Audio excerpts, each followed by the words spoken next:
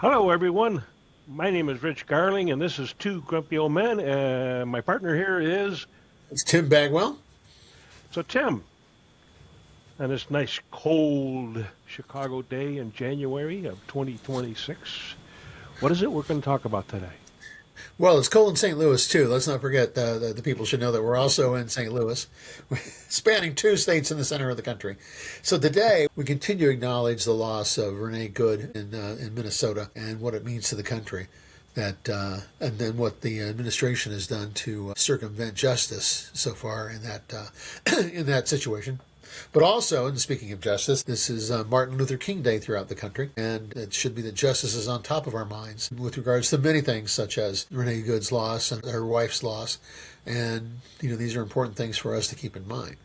But on top of all that, and speaking of justice, speaking of Constitution, we're going to talk today about Greenland and Trump's proposed methods of occupation, tariff, gamesmanship in trying to take away Greenland from the Kingdom of Denmark. This is another bit of, I think, Trump's insanity, Trump's desire to put a pin in some historical event. I don't think he understands exactly what pins he's putting in his history. He's an old man who's going to, at some point, be gone sooner than later. There's a problem there. So we hear things like, kind of related, that forces in Alaska are being mobilized for Minnesota, but also the possibility that they could actually be headed towards Greenland. And that's an interesting scenario. The fact that the Europeans have got troops there now. And it's not just one, it's what? Germany has sent troops there. I'm sure Denmark has troops there. Not to speak of the fact that we already have troops there in the first place. Exactly. That we have. Yeah. So we already have treaties that cover most of what we would need from Greenland, and we have companies that can exploit within the framework of Danish and Greenlandic law. And I don't know what he's hoping to do except glorify his empire. That's a problem. We have, just so our viewers, go ahead. No, go ahead. Yeah, so our viewers and listeners can understand further, the North Atlantic Treaty is a treaty among 32 nations of the north of Europe and North America that cover defense for the entire northern hemisphere, basically, primarily historically coming out of the post-World War period and the challenge of the Soviet Union, which had its Eastern Bloc, and so this is the situation. And then the people may suppose that the president can do what he wants to do anyway, but the president of the United States has an obligation to perform these treaties, to abide by these treaties, because they are part of the law of the land. They're part of the supreme law of the land under the Constitution. The Constitution. There's three areas of law. There's treaties, federal statutes, and constitutional law. These are the federal levels of law, and treaties are supreme in that manner. And this is also reinforced by the Supremacy Clause of the United States. So then there's other agreements with with Denmark over Greenland. 1951, we've had a defense treaty with Greenland with Denmark since 1951, and it was updated in 2004. So for almost 70 some years, we've been in close alliance with Denmark over the use of Greenland, and this Trumpian insanity is nutso. Could you put it in more technical terms? Yes. Well, the thing is that occupying a cold land, we are ill-equipped in reality to handle an Arctic occupation compared to our allies who we appear to be going against. The Danes, the Dutch, the United Kingdom, Norway, Sweden, and Finland all have strong Arctic forces because that's where they live. And this means by that it's not just how much wool is in your jacket. Yes, it's more than that. It's how well prepared is our equipment for a long term supplying a large contingent of equipment maintaining that equipment in Arctic temperatures, maintaining health in Arctic temperatures, and maintaining that entire framework. And there's no interconnecting roads between the different settlements. You're either going by ship or by airplane, maybe by helicopter in some cases, but that's probably a problem also. More likely a problem also. You brought up something a little bit earlier, and before we started the show, folks, Jim and I have a tendency to chat a little bit, so we're prepared, for this show. And one of the things that you brought up was the fact that, we could send this so-called Arctic specialist group from Alaska over to Greenland. But where are we going to put them? Exactly, and what are the resupply efforts? I think our deployment gets clogged up pretty quickly and short in supply pretty quickly. It's almost as if they just wait for it to fail. I wonder. They don't fire a shot. They wait for our deployment to fail miserably. Also, that brings in, I think you mentioned it before, you mentioned something in relation to this, the responsibility of the military when these orders are given? Yes. Well, and in that case there, what we're talking about is the legality of these orders. As you had mentioned earlier, one of the things about treaties is that once they're the president gets to negotiate the treaties. And that's as far as they get to go. As far as the executive branch gets to go, then they have to go to Congress, particularly the U.S. Senate, and they have to approve it. It's what they call advise and consent kind of thing. But basically, it's approving that treaty. And once that treaty is approved by the Constitution, that is the law of the land. You talked about the supremacy clause. Well, that just basically means that the states have to honor that treaty. They can't try to set up a treaty on their own. That's not allowed to happen. For good reason, because we don't want each of the states, trying to negotiate their own little deal, when it comes down to treaties that affect everybody else too, which is why the federal government has supremacy over, those types of things. But once it's approved, it's the law of the land. And the military has sworn an oath to uphold the Constitution and its laws.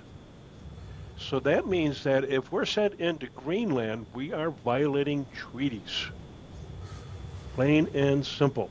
And that's not allowed to happen. So the military would be right in saying to Donald Trump, nope, sorry, ain't happening.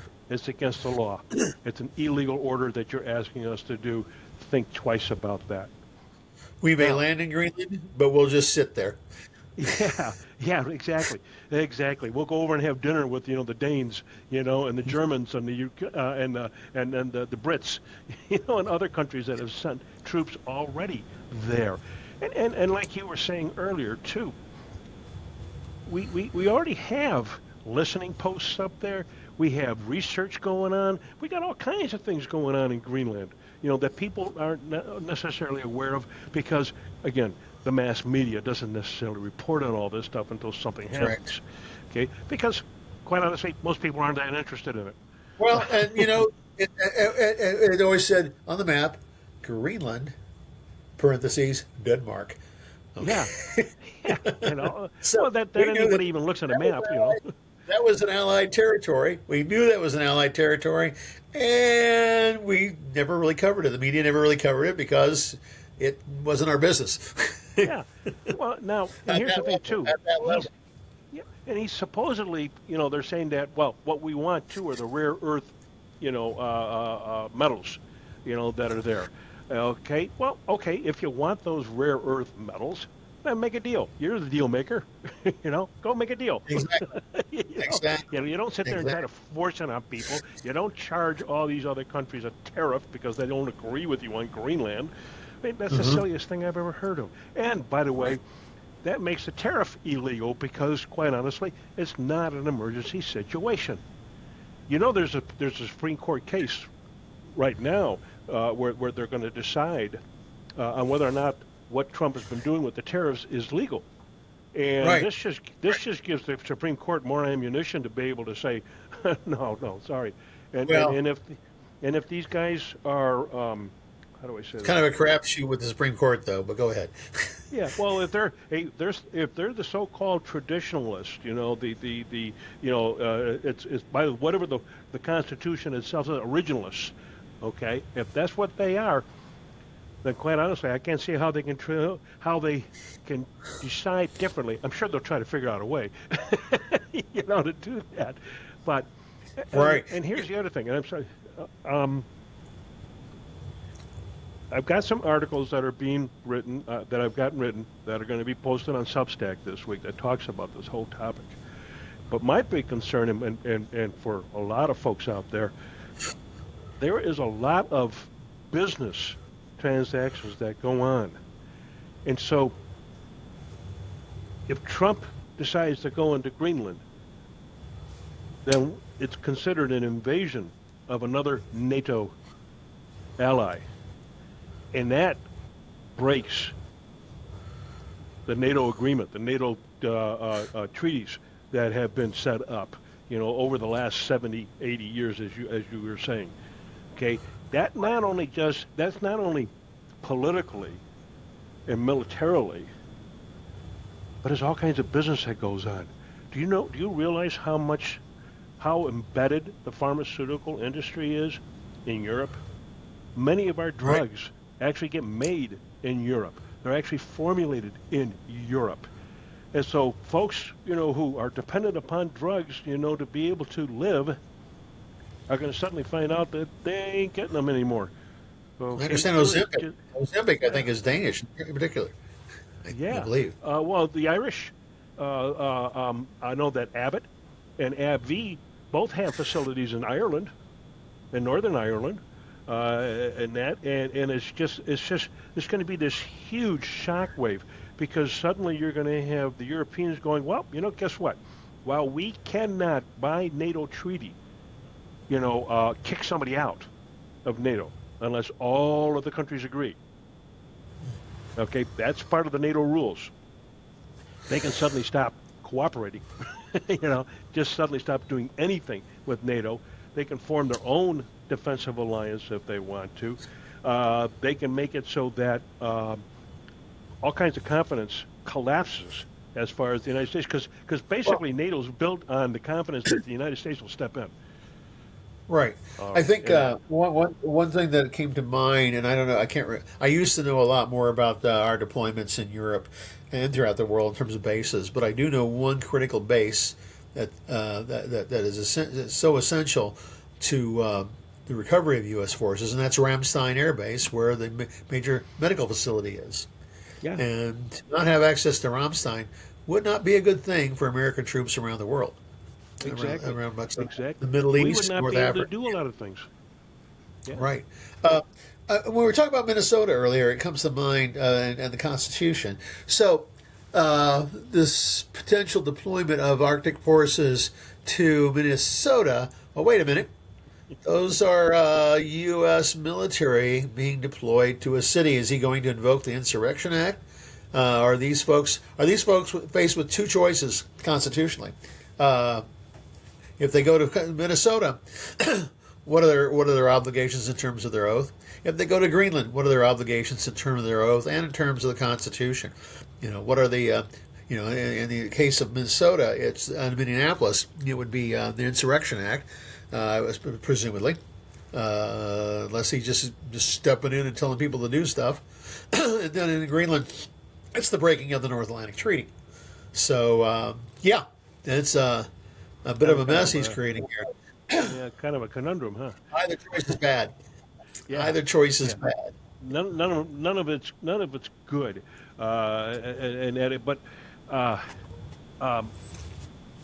What I'm trying to I'm concentrating on, at least with my articles, is how is this going to impact Joe Sixpack out there, the families and people out there, and it's going to be a mess. It's going to be a mess, and people, aren't looking at it that way right now because it hasn't quite hit them, but it will. Right. Can you imagine? Can you imagine that suddenly? I mean, the world depends upon it. It bases all of the value of things on the U.S. dollar. And this Right. can make it so that just utterly destroys all that. The dollar would plummet, prices would rise, inflation would go up. Now, I'm not trying to be, scaremongering or anything. This is facts, folks. Well, This is what's well, going to happen if he does this. there's theory out there, supported by facts, that there's 7 phases of decline, and the fifth phase, say that 10 times fast. That's a mouthful. Yeah, yeah. The fifth phase is the collapse of currency. Collapse in the case of Britain, the collapse of the pound following the Second World War, and in the case of Spain, again we're talking about worldwide empires here, and even the Soviet Union too. All of them with the collapse of their currencies. In Spain it was gold and silver that collapsed, and it was preceded by them having to buy everything from abroad. Spain got to the point where it was manufacturing, creating nothing. It had to import its food, had to import everything, and then its currency collapsed, so it couldn't buy what it needed. And what are we doing? Very much like what you were saying there, in support of what you're saying there. The collapse of the currency is nigh. Is that the correct? Yeah. Well, for a guy who talked about isolationism for the U.S., we could no longer be the U.S.'s the world's police. Okay, and maintaining peace and order, which we have been doing since the end of World War II, and quite successfully, I'll add. As part of what made America great already. Okay, notice that little line on MAGA there. Right. Make them, Well, and the thing is that they're, he's destroying all of that, and people don't realize the economic impact that's going to have on us. Going to Venezuela was one thing, and that was illegal. He should not have been, he should not have been able to do that, and shouldn't be doing what he's still doing there. And we know that we've learned that it's more than just oil that's there. You realize that Venezuela's got a ton of gold, a ton of diamonds, a ton of copper, and a variety of other metals, precious metals, in the country. But yet he's not running it as he so-called claims. But Greenland is different in the sense that, you're talking about breaking a major treaty that's kept the peace in the world since the end of World War II. And this guy's going to sit there and destroy it off for what? Well, this gets back to the role of the military, I think. Will they finally say that enough is enough? That enough is enough, and that they will not carry out the order. It's hard to say that. I mean, it's very difficult to say that. We've obviously, Venezuela was sort of a test. No one objected. None of the military objected to shooting little boats full of people out of the water without any justification, without any real documentation. Well, we don't know what they saw, but without any, in a number of cases, these were civilians and not necessarily drug runners or people runners for that. Well, if they're moving people, you shouldn't be shooting them. Well, if they're moving drugs, you should tell them to surrender. Right. Remember part of our discussion on the phone the other day where we were talking, where I was getting a bit on the adamant side about whether or not the United States military should be allowed to make that kind of a decision of what was it we were my concern here with the military is that there's a if there's students of history there who understand why the revolution happened, why we made the decisions we made after the American Revolution, in which we did not want a standing, a lot of people didn't want a standing military. They didn't like the idea of the military, being able to quarter themselves in their homes, which is why all of that stuff's in the Constitution. It's civilian control of the U.S. military. It's civilian control of the police, in this country. We do not allow them to be able to make certain types of decisions that are left best off in civilian hands. We make those decisions. once the decision's made and they go off to war or something, then we leave it in the military's hands, but they still have to come back to us. And right. so Well, there's no us right the now. War Powers Act. Yeah, go ahead. Well, there's no us right now. I think you're getting there, so I don't want to preempt or cut you off here. Yeah, no. But excuse me, the Congress is not doing anything Right. to stop it. And there are representatives, and they're supposed to be doing that. And then we have the Secretary of Defense and their appointed minions. Secretary of Defense, right? Okay. That's where civilian control was supposed to be. That's where civilian control was supposed to rest, and also with the head of the different services, the civilian heads of the different services, the secretaries of the Navy, Air Force, all that were supposed to be part of the civilian control, and Right. what they have there now is, in many cases, not that. But we don't know until it happens. We don't know until someone says stop, and are they waiting for him to get going to do that? Right. Right, and do they? Hopefully, they never let him initiate a nuclear attack. Yeah. That's. Well, 'cause but is the only one that that looks like their they're standard? Yeah. Is that their standard?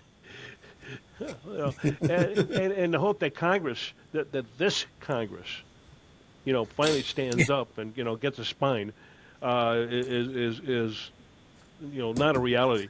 And the only reality really is going to be is that we have to, come November, vote in, a whole new House and vote in a Senate that can override anything that Trump does, and in fact get to the point of hey, impeach him. Yes. Because right now, Well, not all. Almost to- upon being sworn in, began impeachment proceedings. exactly. On, Just don't even waste any time. Fly through it. Yeah. Don't give him any Yeah. chance to do anything, because that's basically when you get down to it, that's what he's done since he got to be president. They just kept hitting one after another. One thing after another. Well, one thing after another. He's going to do everything he can to corrupt the next election. He's going to do everything he can to stop the next election, or to undermine the election and try to maintain control of the House. Because he even sees, he's not building a ballroom for the next guy. He's building. He thinks he's going to stay there. Yeah. Yes. Yeah. Yes. And, Yeah. and if people think that if they read Project 2025, they'll get an idea that these folks knew they only had 2 years in which to be able to accomplish what they wanted to accomplish, because they knew the American people would not accept the vast majority of what they want to change. Right. Yeah. And because of that, they knew they had to make all of these changes within 2 years. And they, so far, quite honestly, folks, we're seeing them being stymied. We're seeing inklings in the Congress. There are Republicans who are finally standing up. Yeah, not many And of the them. judiciary. Yeah, and the judiciary. Well, the lower courts in particular, not the Supreme Court itself, but the lower courts in particular are signing up and saying, no, this is all illegal. So we got a battle going on right now. And then, of course, you've got people like us, who communicate this information out to the world saying, hey, folks, have you thought about this? Have we paid attention to this? Wait a minute, this is what's going to happen over here. Because the mass media isn't doing it. What's happened is that we talked about this last week too. That there used to be what they call the four states: the executive, the judiciary, the legislature, and then the media, the press. They call it the press back then. So the fourth state was the press, and it is basically kowtowing to the president. And what we have is people like us coming out and en masse, I might say, and a lot of boomer people too. I think our last breath of hope for our country to say something. Boomer population was largely cut out by the previous generation. We were cut out of holding office, and too many of us sent off to war. It was a generation undermined. So this is we're not there yet. We have not yet completely replaced the legacy media, as they're politely calling it, legacy media. Yeah. Yeah. Yeah, as opposed to propaganda. Well, the Fox is the propaganda channel, but by shutting down NPR, shutting down PBS, they are, in fact, doing that. Well, they haven't shut it down. They haven't. The only thing they've done is that the feds are not giving them any money. But so So they have far, to go elsewhere. NPR and PBS and all them are surviving. Mind you, with a much tighter budget. But you can put CBS and ABC in there with Fox, even though it's kind of interesting. CBS totally, because they're now being run by the MAGA types. Okay, Yeah. Where ABC, Disney still has the wherewithal, okay, to basically tell Trump to stick it in his ear, Yes. but not totally, but and NBC hasn't been touched, which is kind of interesting. But they're not reporting I wonder everything what either. I wonder what that's about. I wonder how Well, they don't. NBC. Yeah, they're not going out trying to sell something. See, the problem that CBS ran into, or Paramount ran into, is the fact that they had that his the man who owned Paramount passed away. His daughter inherited it, and she wanted to get rid of it. She Right. wanted, nothing to do with it, but knew that Trump and them were stopping her, so they made whatever deal they could so that she can make a bundle off of it, and that's how it ended up getting sold. And his Right. threats to sue CBS. Hey, who else? He just threatened to sue somebody else if they didn't kowtow to him, and well, I know he's threatened the Guardian over in Britain. He's threatened the auto worker who called him a pedophile protector. Yeah, yeah. Really, really, and they all get their knickers in a twist because somebody gave them the finger, you know, and that. But he's going around giving the finger to and it's this is nuts. But CBS, I guess apparently 60 Minutes. Now, mind you, I didn't watch it because I was watching the playoff game. But according to my wife, 60 Minutes, they finally broadcasted Alfonsi's report on the prisons down in Ecuador, and they really didn't change much. Alfonsi was reporting the fact that, look, we reached out to the Trump administration 4 or 5 times for quotes on this whole story, and they declined each and every time. So for Weiss, what was her name? Barry Weiss, I guess her name. Yeah. Very white, her name is. Yeah, and for her to the only thing she was doing was flexing her muscles to hold that story up. Nothing got changed. They still covered everything just like they had before, and then also the fair fact that it got out onto the internet, the whole story. I watched it. It really didn't. Quite honestly, it didn't report on anything new. Everybody already knew a lot of the stuff that they were talking about. That one picture of that idiot gnome, standing there with all those so-called gang members behind her were actually gang members from Ecuador. They weren't from Venezuela. And all they were doing was looking at her. That was it. It was such a waste. And quite honestly, I dislike Noam just because, not only because of all the other crap that she's doing, but because she killed her dogs. Exactly. She's a cruel person. So, Exactly. Exactly. So, in conclusion, we're sort of in this conundrum of what is he doing next? Is he invading Greenland? Is he doing the Insurrection Act? Again, it's the chaos that the Project 2025 people, I think, wanted to create.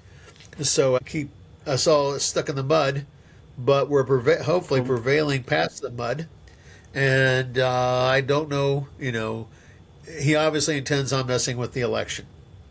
He obviously intends on having the Insurrection Act in progress during the election. At least he'd like to have it.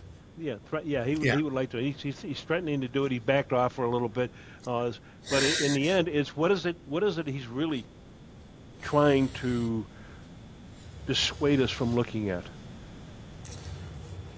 And in the end, is the Epstein files, because he knows that there's Correct. dirt in there on him.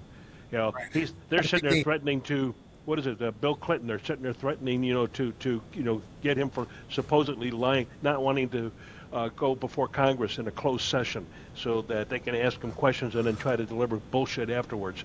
And Bill Clinton and Hillary Clinton are both like going, yeah, sure, fuck you, ain't happening. Exactly. And I like Exactly.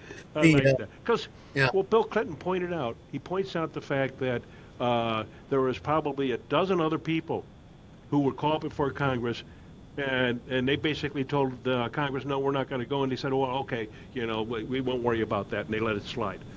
But when it came to Bill Clinton, Right. oh, no. We got to nail him, and that. They've always Contempt of Congress. Yes. Republicans can't let go of their candidates, apparently, like they did with Nixon. They couldn't let go of Nixon. They couldn't let go of Trump, and they can't let go of their fascination of trying to undermine the legacy of Clinton and of Obama. Yeah. And Yeah. so Well, you're right. The Republicans are still pissed off at the fact that Nixon lost the election in 1960, and the fact that he almost got impeached because of his crimes, when he was president. They have a hard time letting go of that stuff. Yeah. And for what they wanted Clinton for, at least Lewinsky was an adult. Yes. So Yes. Let's see. I think we're wrapping it up here. Yeah. Yes, we are. So in summary, we don't know what he's going to do. We don't know what the next thing, under what provisions. It would be funny if he sent half the force to Minnesota and the other half to Greenland, thus undermining everything. It would, but it would be nice if the military stood up. Yeah. You wonder about Pete Hegseth's macho-ness and taking over a country larger than Alaska that only has 56,000 permanent residents. Okay, that's a real macho thing to do there. That's a real expression of American strength is when we pick on small countries small countries. Basically, Greenland is a small country. Yeah. Exactly, and the whole thing is that you put us in a position to where you're going to destroy an alliance that's kept the peace in the world for 70 some odd years, and you're putting our military in a position, to have to make a decision, over Greenland. It's got a lot of interesting things in there, but that could be gotten without all of this BS.